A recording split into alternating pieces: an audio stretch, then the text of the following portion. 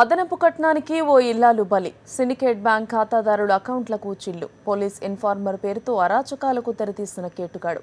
Most wanted Irani gang leader Bakar అలీని పట్టుకున్న task force. ఎర్రచందనం స్మగ్లింగ్లో తెలుగు తమ్ముళ్లు. బరి తెగించిన భర్తకు బడిత పూజ చేసిన ఇల్లాలు. మీ చుట్టుపక్కల జరుగుతున్న నేరాల పట్ల అప్రమత్తంగా ఉండాలని హెచ్చరిస్తూ వెల్కమ్ టు క్రైమ్ రిపోర్టర్.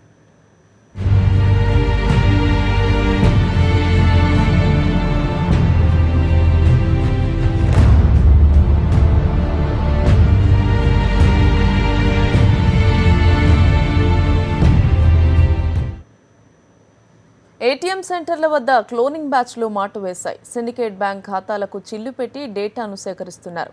గుట్టు చప్పుడు కాకుండా సొమ్ము ఆవరైపోతూ ఉండడంతో ఖాతాదారులు కలత చెందుతున్నారు. సిండికేట్ బ్యాంక్ ఖాతాదారులకు చిల్లు. మారేడుపల్లి సిండికేట్ బ్యాంకులో మాయా. 22 అకౌంట్ల నుంచి 70 లక్షల రూపాయలను కొట్టేసిన కేటుగాళ్లు. క్లోనింగ్ చేసి డబ్బు కాజేశారంటున్న బాధితులు. టెక్నాలజీ పెరిగే కొద్దీ కేటుగాళ్లు టెక్నిక్కులు కనుక్కుంటున్నారు. కనురెప్పపాటులో సొమ్మును ఈజీగా దోచేస్తున్నారు. డబ్బు కోసం దొంగతనాలు చేయాల్సిన అవసరం లేకుండానే సంపాదిస్తున్నారు.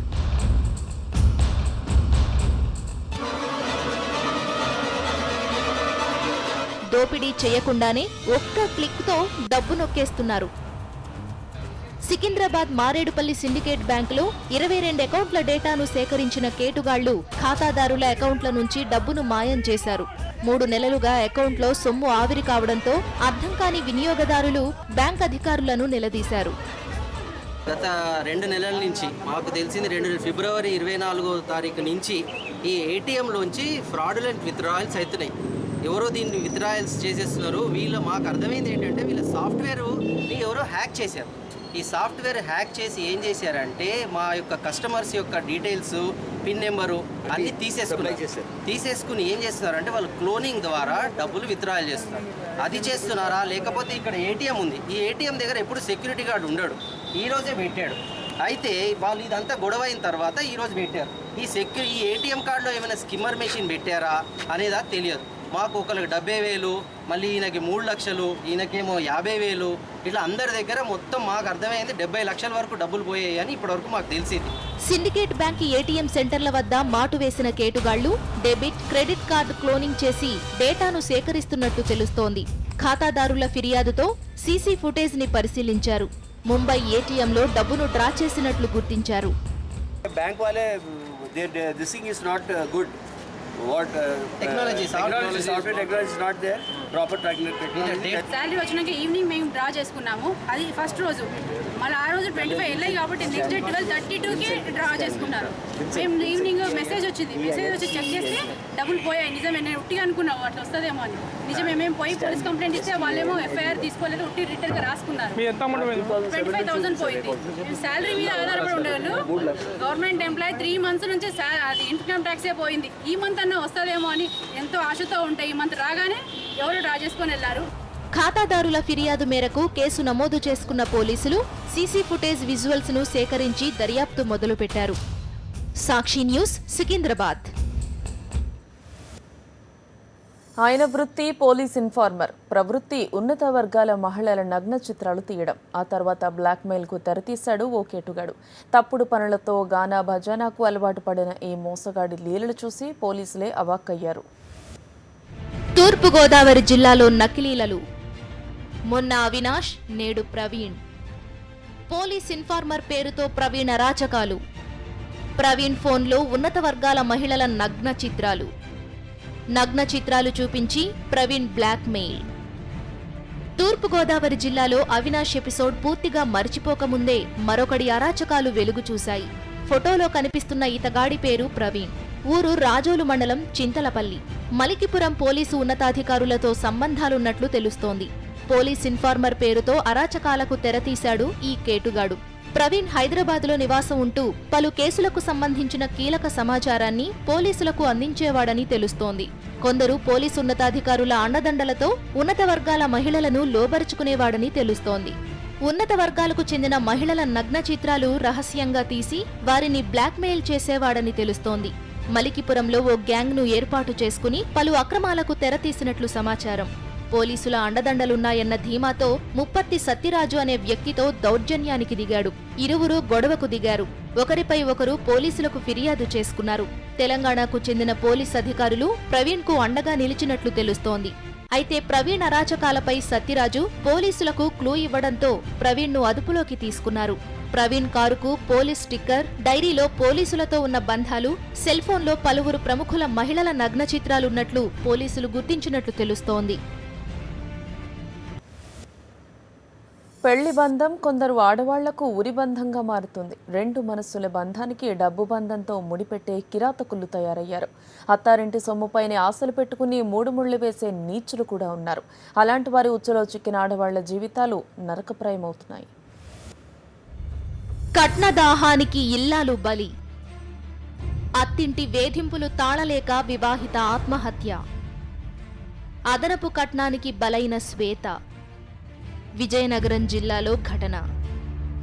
అన్యోన్యంగా జీవించాల్సిన దంపతుల మధ్య అదనపు కట్నం చిచ్చు పెడుతోంది. పెళ్లి చేసుకుని పిల్లలు కన్నా కూడా అత్తారింటి సొమ్ముపైనే బతికే నీచులు అదనపు కట్నం పేరుతో భార్యను వేపుకు తినేవారు మన మధ్యే ఉన్నారు.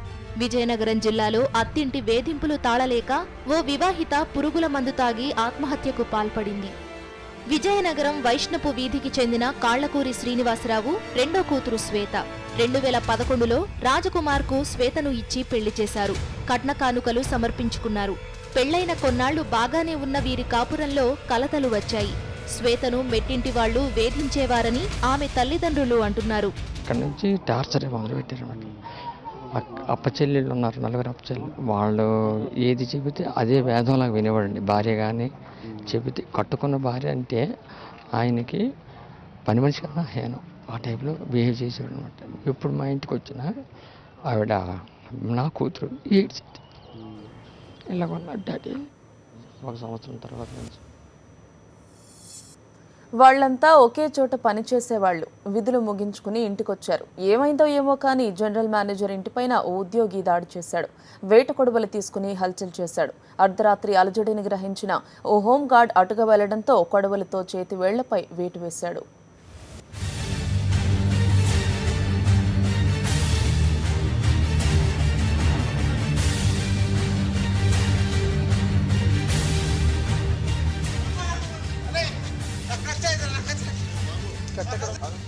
విధి నిర్వహణలో ఇద్దరు ఉద్యోగుల మధ్య వచ్చిన గొడవ కాస్త ఓ హోంగార్డు ప్రాణాల మీదకొచ్చింది. కృష్ణా జిల్లా జగ్గయ్యపేట కాలనీ సమీపంలోని విశాఖ స్టీల్ ప్లాంట్లో సీనియర్ మేనేజర్గా నాగరాజు పనిచేస్తున్నాడు. తన కింద పనిచేసే జులేష్ విధులు సక్రమంగా చెయ్యాలని మేనేజర్ మందలించడంతో రెచ్చిపోయాడు. అర్ధరాత్రి అదే కాలనీలో నివాసం ఉంటున్న నాగరాజు ఇంటిపై దాడి చేశాడు. కొడవలితో నాగరాజుపై దాడి చేయడానికి ప్రయత్నించాడు. పెట్రోలింగ్ నిర్వహిస్తున్న హోంగార్డు శివ జులేష్ను మందలించడంతో రెచ్చిపోయాడు. కొడవలితో శివపై దాడి చేశాడు. ఈ ఘటనలో శివ వ్రేలు తెగిపడింది.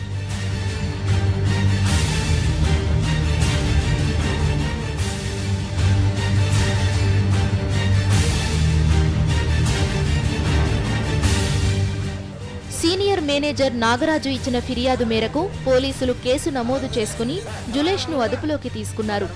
సాక్షి న్యూస్, కృష్ణా జిల్లా. ఆయన రూటే సెపరేట్. పిల్లి కళ్ళు మూసుకుని పాలు తాగిందన్న చందంగా ఉంటుంది సీఎం చంద్రబాబు నాయుడు తీరు. ఎర్రచందనం స్మగ్లింగ్లో తెలుగు తమ్ముళ్లకు పట్టాలిచ్చిన ఆయన గారు దొంగే దొంగ దొంగ అన్న చందంగా మరో పార్టీ పైన బురద చల్లేందుకు ప్రయత్నాలు మొదలుపెట్టారు. కడప జిల్లాలో నటోరియస్ స్మగ్లర్గా పేరొందిన మహేష్ నాయుడుతో చంద్రబాబు ఫ్యామిలీ ఫోటోలకు ఫోజులిచ్చారు. రెడ్డి నారాయణకు ఏకంగా జెడ్పీటీసీ టికెట్ కూడా ఇచ్చారు. ఆయన గారు జైలుకు వెళితే సకల రాజభోగాలతో ట్రీట్మెంట్ ఇప్పిస్తారు. అతగాడి పుణ్యమా అని ఓ ఎస్ఐ, మరో 3 కానిస్టేబుళ్లు సస్పెండ్ అయ్యే పరిస్థితికి తీసుకొచ్చారు. మరోవైపు ఇటీవల ఒంటిమిట్టలో 9 కోట్ల డంపుతో పట్టుబడ్డ ఇంటర్నేషనల్ స్మగ్లర్ వెంకటరమణ కూడా టీడీపీలో కీలకమైన నాయకుడే. స్మగ్లర్లతో బాబుగారి లింకులు బయటపడుతున్నా ఆ నిందను మరొకరిపై నెట్టేందుకు ప్రచారం మొదలుపెట్టారు. వైఎస్ఆర్ కాంగ్రెస్ పార్టీ వాళ్ళు ఎర్రచందనం బిజినెస్ చేస్తారు అని చెప్పేసి మాట్లాడడం జరిగింది. చాలా దారుణం. ఎందుకంటే వైఎస్ఆర్ కాంగ్రెస్ పార్టీ వాళ్ళు కాదు చేసేది, అన్నీ కూడా తెలుగుదేశం పార్టీ నాయకులు, వాళ్ళకందరికీ సన్నిహితులు, నిన్న కమలాపురం మీటింగ్ కూడా ఎక్స్పెండిచర్ భరించిన వాళ్ళు, మొన్న చంద్రబాబు ఒంటిమింటకు వచ్చినప్పుడు ఆ ఎక్స్పెండిచర్ అంతా కూడా వెహికల్స్ అయితేనేమి చంద్రబాబు కార్యక్రమానికి కావాల్సిన వసతులన్నీ కల్పించిందంతా ఎర్రచందనం దొంగలే అన్నమాట. సో దొంగలు ఊళ్ళు పంచుకొని వేరే వాళ్ళపైన బ్లేమ్ చేయడం అనేది చాలా దారుణం. చంద్రబాబు కడప జిల్లా వచ్చిన వైఎస్ఆర్ కాంగ్రెస్ నేతలు ఎర్రచందనం స్మగ్లర్లంటూ గుడ్డ కాల్చి నెత్తినేసి వెళుతుంటారు. ఆయన మాటల్లో వాస్తవమెంత అని విచారిస్తే బాబుగారే బడా స్మగ్లర్లను వెంటేసుకుని తిప్పిన చరిత్ర ఉందని వైఎస్ఆర్సీపీ నేతలు అంటున్నారు. కాంగ్రెస్ పార్టీ వారే అని చెప్పి మాట్లాడడం ఇది చాలా హాస్యాస్పదం.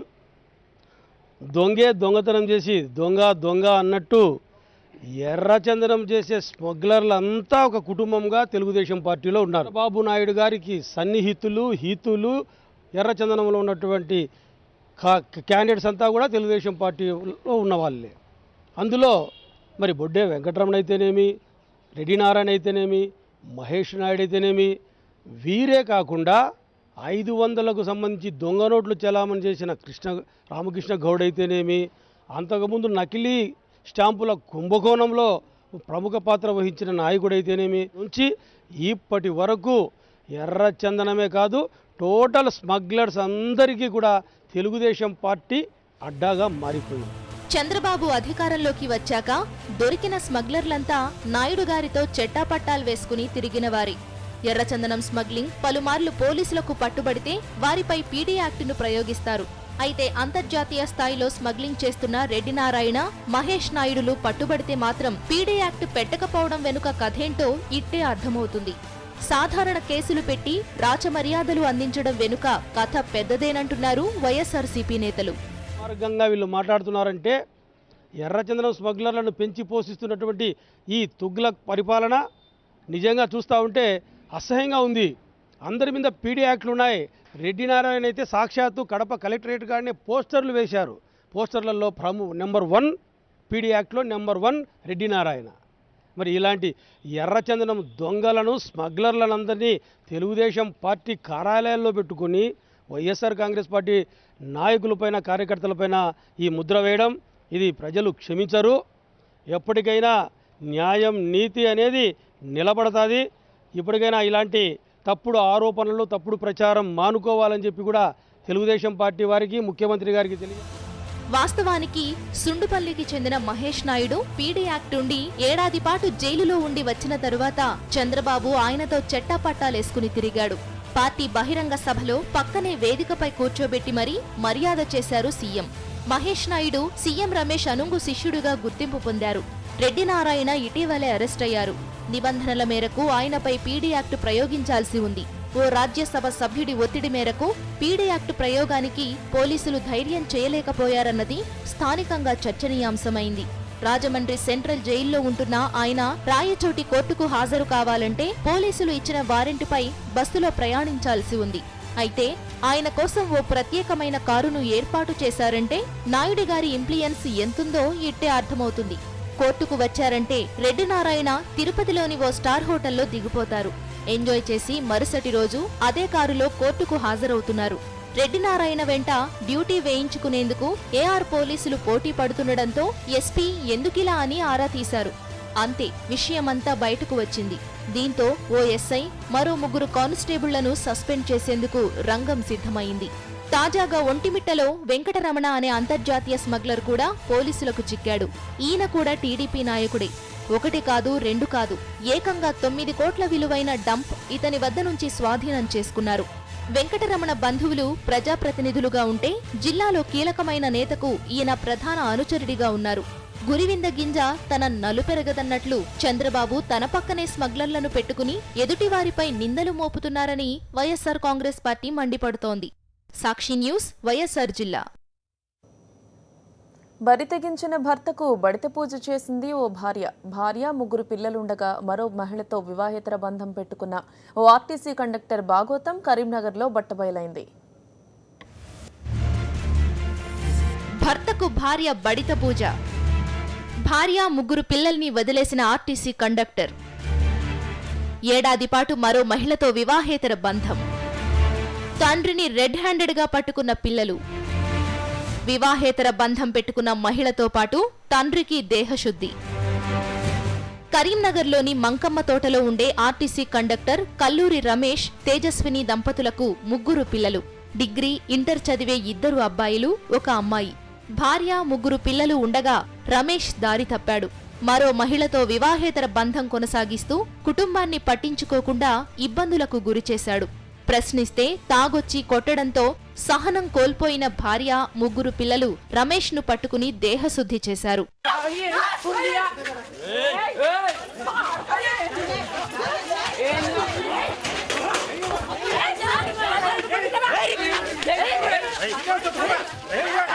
మూడు మాసాలుగా ఇంటికి రాకుండా కట్టరాంపూర్లో ఉంటున్న మరో మహిళతో సహజీవనం చేస్తున్న రమేష్ను కుటుంబ సభ్యులు రెడ్ హ్యాండెడ్గా పట్టుకున్నారు. గదిలో గడియ బిగించడంతో తలుపులు బద్దలు కొట్టి లోపలికి వెళ్లి ఇంటి ఓనర్తో పాటు భార్య, పిల్లలు, రమేష్తో పాటు అతనితో వివాహేతర బంధం పెట్టుకున్న మహిళను చితకబాదారు.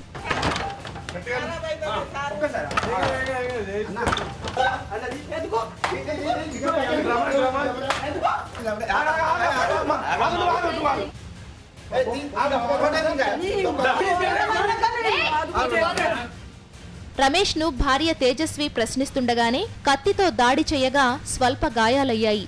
దీంతో ఆగ్రహించిన రమేష్ కొడుకులు 2 బిడ్డ కలిసి తండ్రితో ఉన్న మహిళను చితక్కొట్టారు.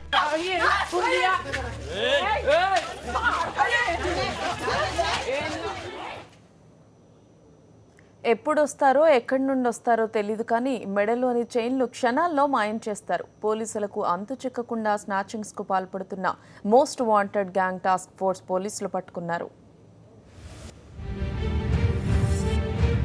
అంతర్రాష్ట్ర ముఠా అరెస్ట్. టాస్క్ ఫోర్స్కు చిక్కిన మోస్ట్ వాంటెడ్ గ్యాంగ్. 3.5 కేజీల బంగారు ఆభరణాలు రికవరీ. 3 ఏళ్లుగా ఇరానీ గ్యాంగ్ చైన్ స్నాచింగ్. పోలీసులకు సవాల్ విసిరిన గ్యాంగ్. బంగారు నగల దుకాణాన్ని తలపిస్తున్న ఈ ఆభరణాలు అంతర్రాష్ట్ర ముఠా కొట్టేసినవి. గత 3 ఏళ్లుగా పోలీసులకు సవాల్ విసురుతూ చైన్ స్నాచింగ్ కు పాల్పడిన ముఠా ఈస్ట్ జోన్ టాస్క్ ఫోర్స్ పోలీసులకు చిక్కింది. జంటనగర కమిషనరేట్ల పరిధిలో 102 కేసుల్లో ₹1 విలువైన 3.5 కేజీల బంగారాన్ని రికవరీ చేశారు పోలీసులు. కర్ణాటక బీదర్కు చెందిన ఇరానీ గ్యాంగ్ లీడర్ బాకర్ అలీని ఎట్టకేలకు పోలీసులు అరెస్టు చేశారు. అతనితో పాటు అతని వద్ద బంగారం కొనుగోలు చేసే వ్యాపారిని పోలీసులు అదుపులోకి తీసుకున్నారు. 102 చైన్ స్నాచింగ్ కేసులలో ఇన్వాల్వ్ అయినటువంటి ప్రాపర్టీస్ని రికవర్ చేయడం జరిగింది. ఈ బాకర్ అలీ చాలా నోటోరియస్ చైన్ స్నాచరు. గతంలో ముంబై పోలీసు ఇతన్ని అరెస్ట్ చేయడం జరిగింది. బెయిల్ పైన వచ్చిన తర్వాత ముంబై పోలీసు వారు అరెస్ట్ చేసిన తర్వాత ఈ చైన్ స్నాచింగ్ స్టార్ట్ చేశాడు. గత 4 ఏళ్లుగా కంటిన్యూస్గా ఈ చైన్ స్నాచింగ్ చేస్తూ పోతూ ఉన్నాడు. ఇతని మోడస్ ఆపరాండి హైదరాబాద్లో ఎక్కడ కూడా లోకల్ కాంటాక్ట్ ఏం లేకుండా డైరెక్ట్గా బీదర్ నుండి మోటార్ సైకిల్ పైన బయలుదేరి వచ్చి ఒక అసోసియేట్ తోటి ఇక్కడ ఒకే రోజు 3, 4, 5, 6 అట్లా చైన్ స్నాచింగ్స్ చేసుకొని మళ్ళీ సిటీ వదిలేసి వెళ్ళిపోతాడు అన్నట్లు. మళ్ళీ కొన్ని రోజుల తర్వాత మళ్ళీ వస్తాడు. ఇరానీ గ్యాంగుకు చెందిన మరో 5 నిందితులను అదుపులోకి తీసుకోవాల్సి ఉందని కమిషనర్ మహేందర్ రెడ్డి తెలిపారు. గత 3 సంవత్సరాలుగా ఈ గ్యాంగ్ వరుస చైన్ స్నాచింగ్లకు పాల్పడినట్లు గుర్తించారు. ఖరీదైన బైక్లపై వచ్చి ఒక్క రోజులోనే 5 నుండి 10 స్నాచింగ్లకు పాల్పడేవారని, ఆ తరువాత రాత్రికి రాత్రే బీదర్కు చెక్కేసేవారని తెలుస్తోంది. చైన్ స్నాచింగ్లకు పాల్పడి పోలీసుల కళ్లు కప్పి కొన్నాళ్లపాటు ముంబై, పూణే, ఢిల్లీ, గాంధీనగర్ లాంటి ప్రధాన నగరాల్లో మకాం మార్చేస్తారని పోలీసులు అంటున్నారు. వరుస చోరీలకు పాల్పడుతున్న క్రిమినల్స్ పై పీడీ యాక్ట్లు ప్రయోగిస్తామని కమిషనర్ హెచ్చరించారు. గడిచిన 6 నెలల్లో 103 మందిపై పీడీ యాక్ట్ ప్రయోగించామని కమిషనర్ మహేందర్ రెడ్డి తెలిపారు. 2014లో ఫస్ట్ 4 months 220 చైన్ స్నాచింగ్స్ అయినవి హైదరాబాద్ సిటీలో. 2015లో ఇప్పటివరకు 120 అయ్యాయి అన్నట్లు. 2013లో 270 అయినవి. 2013 270, 2014 220, 2015 120. ఇంకా కూడా తగ్గించడానికి అవకాశం ఉంది. డెఫినెట్గా ఈ అఫెన్సెస్ అన్నీ కూడా జరిగిన వాటిని అన్నిటి కూడా డిటెక్ట్ చేయడం ద్వారా నిరోధించడం ఒకటైతే, మళ్ళీ దొరికిన వాళ్ళు మళ్ళీ నేరాలు చేయకుండా ఉండడానికి ఏం చేయాలనే దాని మీద మేము ఫోకస్ చేస్తున్నాం. చీటింగ్, డ్రగ్స్ కేసుల్లో పీడీ యాక్ట్ ప్రయోగిస్తున్న పోలీసులు ఇకపై నకిలీ ధృవపత్రాలు సృష్టించి భూకబ్జాలకు పాల్పడే వారిపై కూడా పీడీ యాక్ట్లు పెడతామని చెబుతున్నారు. ఇది వాళ్ళ crime reporter. Stay with us.